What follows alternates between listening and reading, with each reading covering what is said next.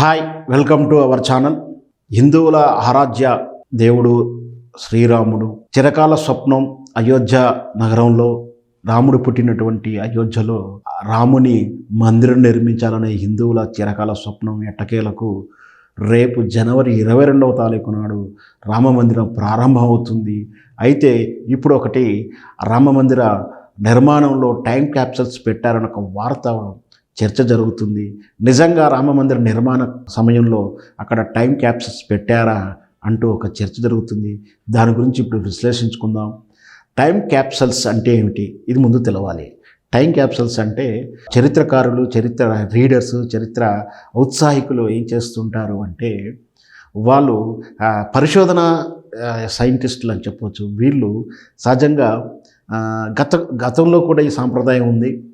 ఏంటంటే ఆనాటి సమకాలీకమైనటువంటి పరిస్థితులను, నాగరికత, రాజకీయ, సంస్కృత, ధర్మాలన్నిటికి కూడా రాబోయేటువంటి ముందు తరాలకు షాంపిల్స్ చూపించాలి, వాళ్ళకు విషయ పరిజ్ఞానం తెలవాలి అంటూ కొంత సమాచారాన్ని ఏ రోజుకు ఆ రోజుకున్నటువంటి టెక్నాలజీని ఉపయోగించుకొని అదొక సీక్రెట్గా భద్రపరిచి అక్కడ వదిలేస్తే అది కొన్ని వందల సంవత్సరాల తర్వాతనో భవిష్యత్తు తర్వాత వాళ్ళకి ఏదైనా దొరికితే ఆ రాబోయే తరం, అంటే ఒక తరానికి ఇంకొక తరానికి చాలా మధ్య గ్యాపులు ఉన్నప్పుడు కొన్ని తరాల తర్వాత అక్కడ ఏం జరిగిందో తెలుసుకోవాలంటే ఇప్పుడు వాటిని షాంపిల్స్ని భద్రపరుస్తూ వాళ్ళకి ఎప్పుడైనా భవిష్యత్తులో దొరికితే ఈనాటి విశ్లేషణలను, ఈనాటి పరిస్థితులను వాళ్ళకి తెలియజేయాలనే ఉద్దేశంతో దాచిపెట్టేటువంటి విధానమే టైం క్యాప్సూల్స్.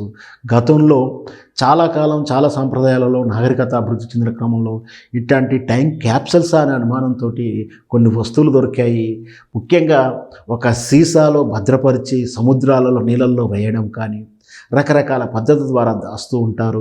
సింపుల్గా చెప్పాలంటే మనకిప్పుడు చాలాసార్లు, చాలా సందర్భంలో తవ్వకాలలో చాలా విషయాలు బయటపడుతుంటాయి. ఈ తవ్వకాలలో బయటపడినప్పుడు ఆనాటి సామాజిక, రాజకీయ పరిస్థితులు ఎలా ఉన్నాయో తెలుసుకుంటాం. అలాగే ఇప్పుడు హరప్పా, మొహంజదారో నాగరికతలు కానీ, ఆదిమానవుడి విశేషాలు కానీ, ఆనాటి మతాల విషయాలు కానీ, సాంప్రదాయాల విషయాలు కానీ అలా పరిశోధిస్తూనే ఉంటారు చారిత్రకారులు.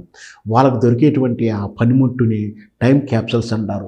దీన్ని దృష్టిలో పెట్టుకొని ఈనాటి తరం వాళ్ళకు కూడా, భవిష్యత్తు తరాల వారికి ఎవరికైనా ఈ విషయాలు తెలవాలి, వాళ్ళకి తెలియాలంటే చరిత్ర సాక్ష్యంగా ఉండాల్సింది, వాటిని భద్రపరచాలి అనే విధానాన్ని కొందరు అవలంబిస్తుంటారు.